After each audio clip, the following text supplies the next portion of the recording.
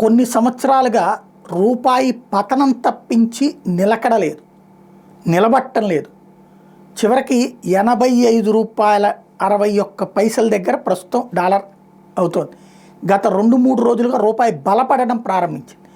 వాస్తవంగా భారతదేశ చరిత్రలో రూపాయి పతనం ఈ స్థాయిలో గతంలో ఎప్పుడూ జరగలేదు. మోడీ వచ్చిన తర్వాత మరింత వేగంగా పెరిగిందన్నటువంటి విపక్షాలు విమర్శలు చేస్తున్న సందర్భం. అంతర్జాతీయ పరిణామాల్లో మిగతా రూపాయల పతనంతో పోలిస్తే మన పతనం తక్కువేనని సర్దిబుచ్చుతున్నటువంటి సందర్భంలో రూపాయి విలువ మళ్ళీ పెరగటం అన్నటువంటిది చాలా కీలకమైనటువంటి అంశం. ఇంటర్ బ్యాంక్ ఫారిన్ ఎక్స్చేంజ్లో సోమవారం రూపాయి క్రయ విక్రయాలు 85 రూపాయల 93 దగ్గర ప్రారంభమైనాయి. అక్కడ నుండి 85 రూపాయల 49 దగ్గరకు వచ్చినాయి.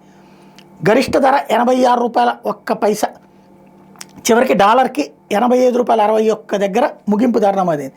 ఏడాదిలో రూపాయి ఇంతవరకు కోల్పోయిన విలువను మళ్ళీ సంపాదించుకోబోతాం అనేటటువంటిది ఒక మంచి ప్రారంభం.